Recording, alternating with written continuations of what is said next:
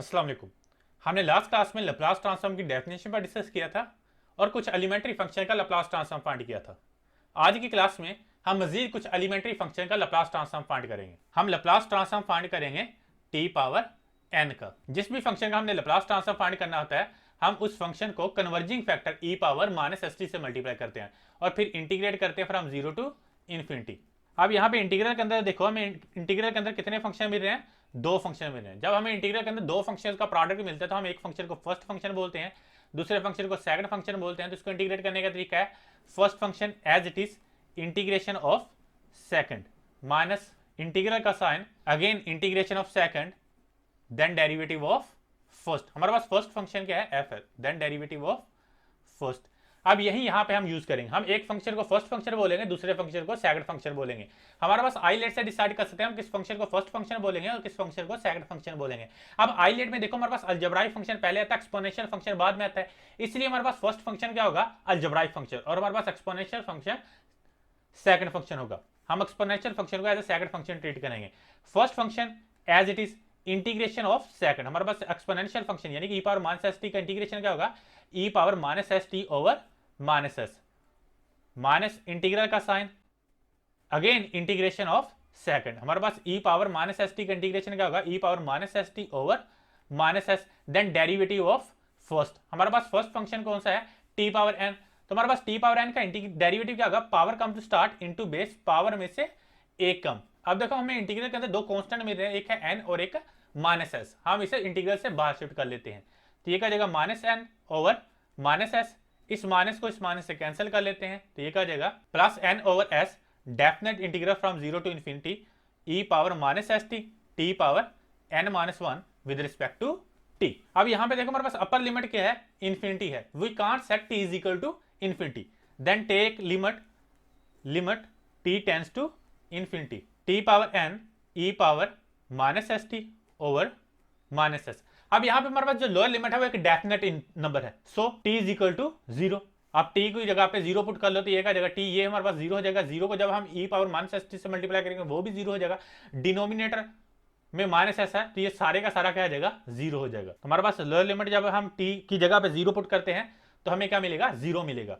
तो यहाँ पे देखो हमें क्या मिल रहा है? N over minus s. ये हमारे पास क्या है?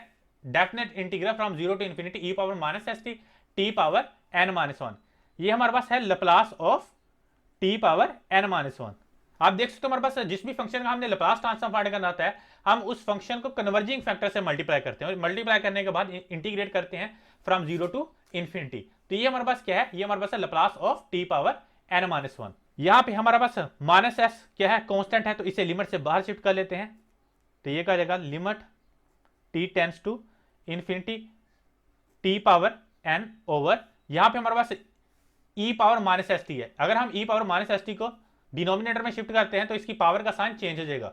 अब यहां पे पहले हम इसकी लिमिट फाइंड आउट करेंगे। ये लिमिट किसके इक्वल होती है? Limit t tends to infinity t power n over e power s t किसके इक्वल होती है? ये हमारे पास जीरो के इक्वल होता है। हम इसे पहले फाइंड आउट कर लेते हैं। Limit of t power n over e power s t t tends to infinity. जैसे हम लिमिट पुट कर लेते हैं, टी की जगह पे इन्फिनिटी पुट करते हैं तो ये क्या जाएगा? Infinity over infinity undetermined form. तो हमारे पास लोप्टा रूल क्या कहता है? लोप्टा रूल कहता है जैसे हम लिमिट पुट करते हैं हमें जीरो ओवर जीरो मिलता है या इन्फिनिटी ओवर इन्फिनिटी मिलता है, तो हम क्या करते हैं? हम नोमिनेटर का सेपरेटली डेरिवेटिव लेते हैं और डिनोमिनेटर का सेपरेटली डेरिवेटिव लेते हैं, फिर लिमिट पुट करते हैं। Limit t tends to infinity, हमारे पास नोमिनेटर का डेरिवेटिव क्या होगा? टी पावर एन का power come to start into base, power में से एक कम, और डिनोमिनेटर का डेरिवेटिव क्या होगा?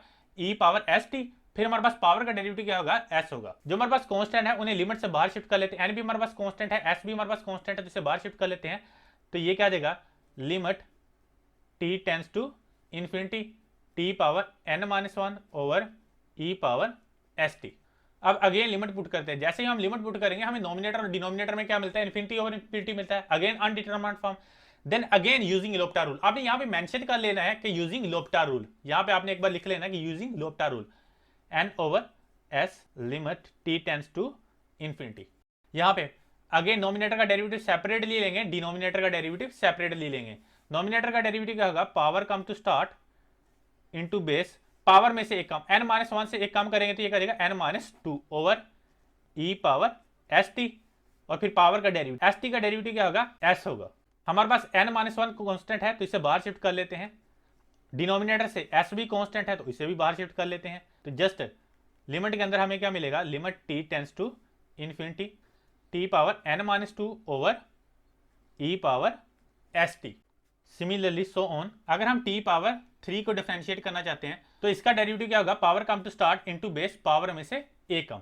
अगेन इसको डिफरेंशिएट करो, 3t स्क्वायर को अगेन डिफरेंशिएट करते हैं, कांस्टेंट को बाहर शिफ्ट कर लो तो ये क्या जाएगा dt square over dt। Again इसको डिफरेंशिएट करते हैं तो ये क्या जाएगा, power come to start into base power में से a कम। अब इसी को अगेन डिफरेंशिएट करते हैं, 3 इंटू 2t। जैसे हम इसको डिफरेंशिएट करें, यहां पे हमारे पास कांस्टेंट है 3 इंटू 2 तो इसे बाहर शिफ्ट कर लेते हैं तो ये क्या जाएगा dt over dt। dt over dt किसके इक्वल होता है, ये हमारे पास 1 के इक्वल होता है, तो इसकी जगह पे हम क्या लिख लेंगे, 1 लिख लेंगे, इसकी जगह पे हम 1 लिख लेंगे। यहां पे आपने नोटिस किया होगा, अगर हमारे पास t की पावर 3 है और हम इसे कंटिन्यूसली डिफरेंशिएट करना शुरू कर दें, अगर हम इसे 3 टाइम्स डिफरेंशिएट करते हैं तो हमें क्या मिलता है, हमारे पास फर्स्ट 3 नेचुरल नंबर्स का प्रोडक्ट मिलता है। अगर हमारे पास t की पावर क्या है, 3 है, अगर आप t पावर 4 को कंटिन्यूसली डिफरेंशिएट करते हैं जिस तरह से यहां पर मैंने डिफरेंशिएट किया, तो हमें क्या मिलेगा, फर्स्ट 4 नेचुरल नंबर्स का प्रोडक्ट मिलेगा। तो यहां पे देखो हम कंटिन्यूसली डिफरेंशिएट करें नोमिनेटर और डिनोमिनेटर का, जब हम नोमिनेटर को कंटिन्यूसली डिफरेंशिएट करते रह जाएंगे, हमारे पास स्टार्ट में t की पावर क्या थी, n थी, तो कंटिन्यूसली डिफरेंशिएट करते जाएंगे तो हमें क्या मिलेगा, तो हमें फर्स्ट n नेचुरल नंबर्स का प्रोडक्ट मिलेगा, n into n minus 1, n minus 2 and so on 3 2 1। अब डिनोमिनेटर पर फोकस करो, यहां पे डिनोमिनेटर को मैंने 2 टाइम्स डिफरेंशिएट किया, एक बार यहां पे मैंने डिफरेंशिएट किया, यहां पे एक बार मैंने यहां पे डिफरेंशिएट किया और एक बार मैंने यहां पे डिफरेंशिएट किया। तो यहां पे मैंने देखा, अगर हम t e power s t को 2 टाइम्स डिफरेंशिएट करते हैं तो हमारे पास 2 टाइम्स s का प्रोडक्ट मिलेगा और एक्सपोनेंशियल फंक्शन में कोई चेंज नहीं आएगा।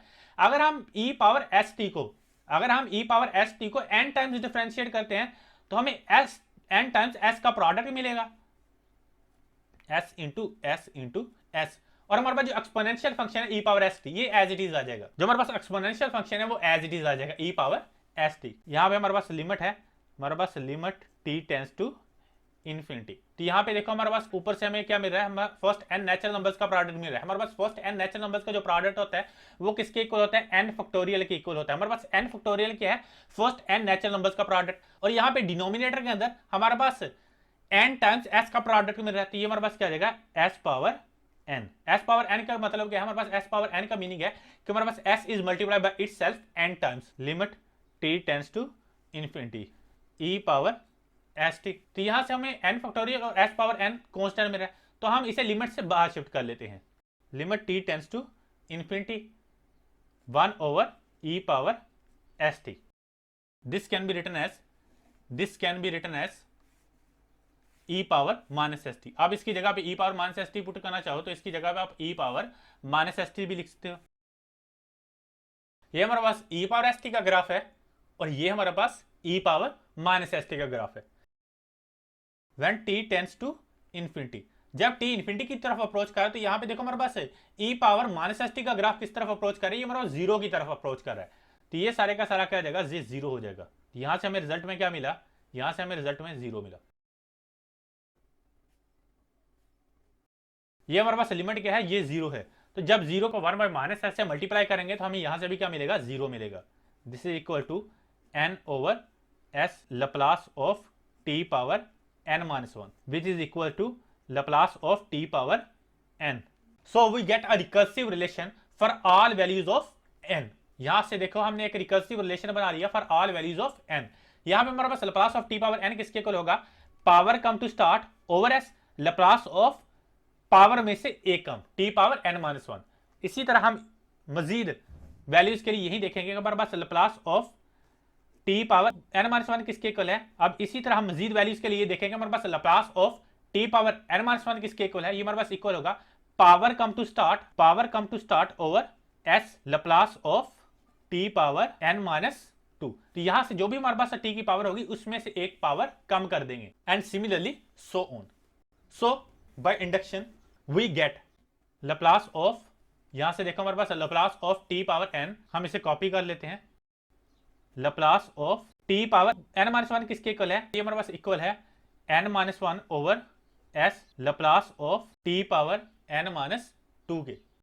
यहां से हमारे पास क्या मिलेगा, यहां से हमें मिलेगा n into n minus one over s into s Laplace of t power n minus to.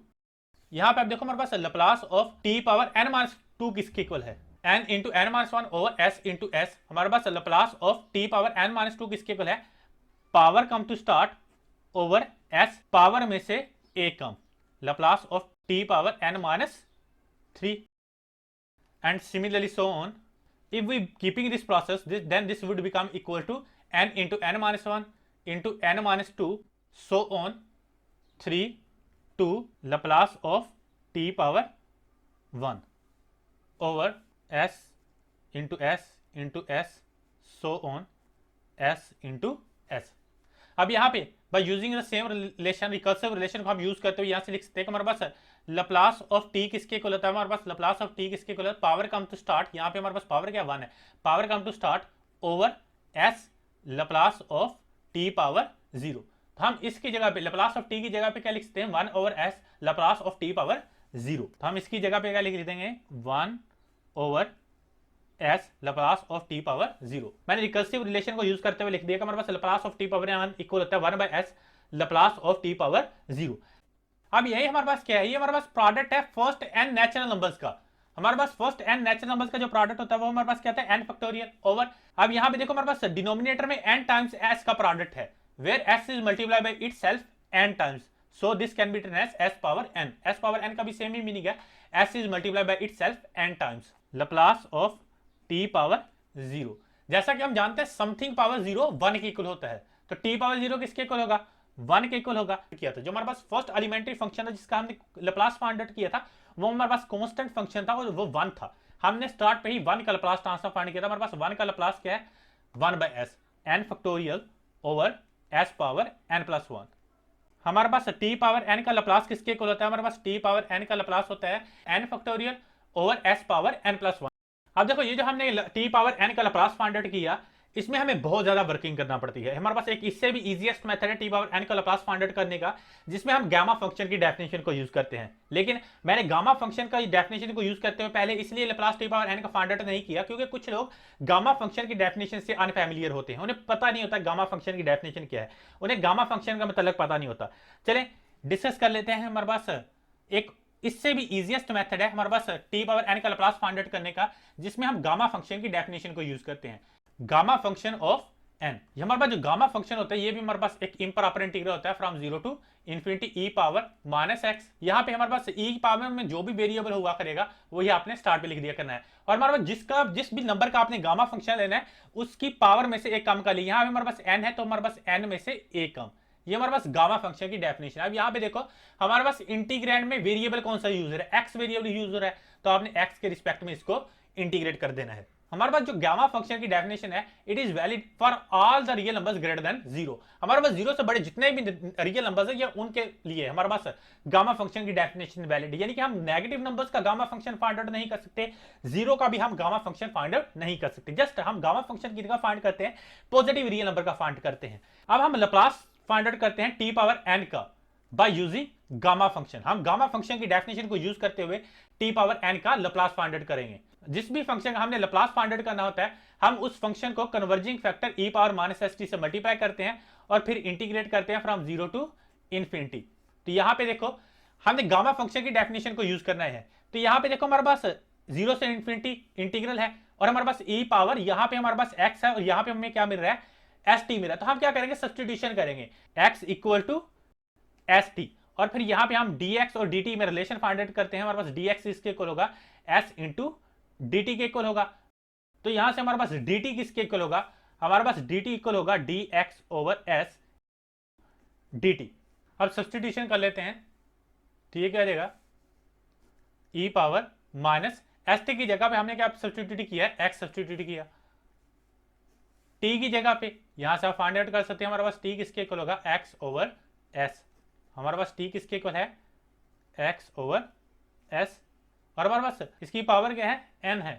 हमारे पास dt किसके इक्वल है, हमारे पास dt इक्वल है dx ओवर s के इक्वल है। तो जब हम किसी वेरिएबल को किसी दूसरे वेरिएबल के इक्वल सब्स्टिट्यूट करते हैं तो वहां पे हमारे पास लिमिट भी चेंज होती है। When t tends to 0 when t tends to 0 then x tends to, यहां पे हमारे पास x किसके इक्वल है, एस टी के इक्वल है, तो दोनों साइड पे s से मल्टीप्लाई कर लेते हैं, तो हमारे पास s इंटू 0 किसके इक्वल होगा, 0 के इक्वल होगा, और हमारे पास एस टी किसके इक्वल है, x के इक्वल है। It means when t tends to infinity then x tends to 0। अब यहां पे देखो when t tends to infinity then हमारे पास x टेंड्स टू, दोनों साइड पे आपने क्या करना है, s से मल्टीप्लाई कर लेना है। जैसे ही हम s को इन्फिनिटी से मल्टीप्लाई करते हैं तो हमें रिजल्ट में क्या मिलता है, इन्फिनिटी मिलता है। एस टी किसके इक्वल है, हमारे पास एस टी इक्वल है x के। When t tends to infinity then x tends to infinity, when t tends to infinity x tends to infinity. It means हमारे पास आफ्टर सब्स्टिट्यूशन हमारे पास लोअर लिमिट 0 होगी और अपर लिमिट इन्फिनिटी होगी। यहां से जो भी कांस्टेंट मेरा से बाहर शिफ्ट कर लो, यहां से s कांस्टेंट मेरा है, मैं से बाहर शिफ्ट कर लेता हूं। Definite integral from 0 to infinity e power minus x power n over s power n। अब यहां पे देखो हमारे पास s पावर n कांस्टेंट है, इससे भी हम लिमिट से बाहर शिफ्ट कर लेते हैं विद रिस्पेक्ट टू x। तो ये क्या जाएगा 1 over s power n plus 1। और ये हमारे पास सारे का सारा क्या है, ये हमारे पास गामा फंक्शन की डेफिनेशन है। ये हमारे पास गामा फंक्शन की डेफिनेशन, हमारे पास गामा फंक्शन की डेफिनेशन क्या है, definite integral from 0 to infinity e power minus s x power n minus 1। यहां पे जो भी पावर होगी उसमें से एक कम करके यहां पे लिखते हैं। या आप यहां से ये भी बात कर सकते हो कि यहां पे जो भी पावर होती है, x की जो भी पावर होती है उसमें 1 ऐड करके गामा फंक्शन में लिखते हैं, गामा फंक्शन ऑफ n। अगर यहां पे हमारे पास n माइनस 1 होगा तो ये किसके इक्वल होगा, गामा फंक्शन ऑफ n के, यानी कि हम पावर में 1 ऐड करते हैं। फॉर एग्जांपल अगर यहां पे गामा इसकी जगह पे n होता तो इसकी जगह पे हमने क्या करना था, 1 ऐड करके यहां पे लिखना था। तो यहां पे हम क्या लिखते हैं, gamma function of n plus 1। यही यहां पे है, यहां पे इसकी जो पावर है वो हमारे पास n माइनस 1 नहीं है, ये हमारे पास इसकी पावर क्या है, n है। तो इसकी जगह पे क्या आएगा, gamma function of n plus 1। तो यहां से हमने देखा कि हमारे पास Laplace of t power n किसके इक्वल है, gamma function of n plus 1 over s power n plus 1। यहां पे ये भी हमारे पास गामा फंक्शन की एक प्रॉपर्टी होती है, gamma function of n plus 1 equal होता है n फैक्टोरियल के। तो यहां से हम इसकी जगह पे n फैक्टोरियल लिख सकते हैं, gamma function of n power 1 की जगह पे। तो यहां पे हम gamma function of n plus 1 की जगह पे n फैक्टोरियल लिख सकते हैं। तो ये क्या रहेगा, n factorial over s power n plus 1 which is Laplace transform of t power n। अब इससे रिलेटेड एक सिंपल सी एग्जांपल डिस्कस करते हैं आपको, ताकि पता चल जाए कि इस फार्मूला को यूज किस तरह से करना है। अगर आपको मिलता है gamma Laplace of t power 4, तो t पावर 4 का लप्लास किस तरह से आपने फाइंड करना है, पावर का फैक्टोरियल 4 है तो 4 का फैक्टोरियल, पावर का फैक्टोरियल ओवर s पावर में 1 इंक्रीज कर लेना है, पावर में 1 ऐड कर लेना। तो ये क्या जाएगा 4 plus 1 which is equal to 4 factorial over s power 5। अब हम लप्लास फाइंड आउट करेंगे साइन एंगल 80 का और कोस ऑफ 80 का। इनका लप्लास फाइंड आउट करने के लिए हम आयलर फार्मूला यूज करेंगे। हमारे पास आयलर फार्मूला क्या होता है, हमारे पास आयलर फार्मूला होता है e power iota x, e power iota x किसके इक्वल होता है, कोस x। यहां पे हमारे पास आयोटा के साथ जो भी वेरिएबल होगा वो ही हमारे पास एंगल आएगा। फॉर एग्जांपल यहां पे अगर 80 होता तो यहां पे 80 आता, यहां पे x है, x आयोटा के साथ जो भी हमारे पास होगा वो कोस और साइन का एंगल होगा, साइन ऑफ x। यहां पे हमारे पास क्या आएगा, आयोटा आएगा। हमारे पास इसको याद करने का तरीका आता है सिस। सिस यहां पे c कोस को रिप्रेजेंट करता है, s साइन को रिप्रेजेंट करता है, यहां पे हमारे पास जो i है वो आयोटा को रिप्रेजेंट करता है। अब हम बात करेंगे e पावर आयोटा 80 पर। e पावर आयोटा 80 किसके इक्वल होगा, कोस ऑफ आयोटा के साथ जो भी हमारे पास वेरिएबल होगा वो हमारे पास कोस और साइन का एंगल होगा, iota sine 80 taking Laplace on both side. तो ये क्या जाएगा, Laplace of e power iota 80 is equal to Laplace of cos 80 plus iota Laplace of sine 80। आप इसे इक्वेशन नंबर 1 का नाम दे दो, Laplace of e power iota 80। ये हमारे पास किसके इक्वल होगा, ये हमारे पास इक्वल होगा 1 ओवर s माइनस, यहां पे देखो हमने ऑलरेडी इस फार्मूला को डिस्कस किया हुआ है कि हमारे पास लप्लास ऑफ e पावर 80 किसके इक्वल है, हमारे पास लप्लास ऑफ e पावर 80 किसके इक्वल है, 1 ओवर s माइनस a। यहां पे t का जो भी कोफिशिएंट होता है वो माइनस के बाद में आता है। अब इसी को यहां पे यूज करेंगे। यहां पे देखो हमारे पास t के साथ कोफिशिएंट क्या है, हम इसको अब कोफिशिएंट के तौर पर ट्रीट करेंगे t का। t क्या होगा, अगर हम t को वेरिएबल ट्रीट करते हैं, ये हमारे पास आयोटा a क्या होगा, कोफिशिएंट होगा t का। ये हमारे पास क्या है, एक इमेजिनरी नंबर है, ये हमारे पास एक कंप्लेक्स नंबर है। लेकिन हमारे पास जो जितने भी कंप्लेक्स नंबर्स होते हैं उन्हें स्टैंडर्ड फॉर्म के अंदर लिखते हैं a प्लस बी आयोटा की फॉर्म के अंदर लिखते हैं। आप देखो इस कंप्लेक्स नंबर को मैं ए प्लस बी आयोटा की फॉर्म के अंदर नहीं लिख सकता, यहाँ पे ए और बी हमारे पास दोनों के दोनों रियल नंबर्स हैं। तो इसको हम स्टैंडर्ड फॉर्म के अंदर लिखने के लिए क्या करते हैं, हम नोमिनेटर और डिनोमिनेटर को मल्टीप्लाई करते हैं। हमारे पास डिनोमिनेटर कॉन्जुगेट के साथ, हमारे पास डिनोमिनेटर में हमारे पास जो कॉम्प्लेक्स नंबर है वो हमारे पास क्या है, एस माइनस आयोटा है। तो मैं इसको मल्टीप्लाई करूंगा एस प्लस आयोटा ए के साथ, नोमिनेटर को भी एस प्लस आयोटा ए के साथ मल्टीप्लाई करूंगा और डिनोमिनेटर को भी एस प्लस आयोटा ए के साथ मल्टीप्लाई करूंगा। तो ये क्या जाएगा, s plus iota a over हमारे पास a square minus b square किसके इक्वल होता है, हमारे पास a square minus b square equal होता है a minus b into a plus b. अब यही यहाँ पे देखो हमारे पास क्या है, अगर मैं इसको ए के तौर पर ट्रीट करता हूं, अगर इसको मैं ए मान के चलता हूं, इसको मैं बी मान के चलता हूं, इसको मैं ए मान के चलता हूं और इसको बी मान के चलता हूं, तो ये क्या जाएगा, ए स्क्वायर माइनस बी स्क्वायर। तो यहां पे इसी फार्मूला का हम यूज कर सकते हैं, ए स्क्वायर माइनस बी स्क्वायर। ठीक हो गया। तो ये किसके इक्वल होगा, एस प्लस आयोटा ए के इक्वल होगा ओवर एस स्क्वायर। अब देखो हमारे पास ये क्या जाएगा, ए स्क्वायर आयोटा स्क्वायर। हमारे पास आयोटा स्क्वायर किसके इक्वल होता है, ये -1 के इक्वल होता है। तो जब -1 को इस माइनस से मल्टीप्लाई करेंगे तो ये क्या जाएगा, ये +1 हो जाएगा, ये सारे का सारा क्या जाएगा, प्लस हो जाएगा। Laplace of e power iota a t equal to s over s square plus a square plus iota a over s square plus a square. अब इसको आप इक्वेशन नंबर 1 के साथ कंपेयर करो। अब यहां पे इसको कंपेयर करो, हमारे पास Laplace of cos of a t किसके इक्वल होगा, ये हमारे पास इक्वल होगा s over s square plus a square के इक्वल होगा। यहां से आपने दोनों इक्वेशन को कंपेयर कर लेना है। तो यहां से हमें क्या मिलेगा, Laplace of cos of a t equal to Laplace of cos of a t हमारे पास किसके इक्वल है, ये हमारे पास इक्वल है s over s square plus a square के इक्वल है। और हमारे पास Laplace of sine a t किसके इक्वल है, ये हमारे पास इक्वल होगा, आपने इसको इसके साथ कंपेयर कर लेना है। आपने रियल पार्ट को रियल पार्ट के साथ कंपेयर करना है और इमेजिनरी पार्ट को इमेजिनरी पार्ट के साथ कंपेयर करना है, क्योंकि हमने पढ़ा हुआ है हमारे पास दो कॉम्प्लेक्स नंबर तभी इक्वल होते हैं अगर हमारे पास रियल पार्ट के इक्वल हो और इमेजिनरी पार्ट इमेजिनरी पार्ट के इक्वल हो, इमेजिनरी पार्ट इमेजिनरी पार्ट के इक्वल हो। तो हमारे पास Laplace of sine a t किसके इक्वल होगा, a over s square plus a square के। Thanks for watching this video. अल्लाह हाफिज।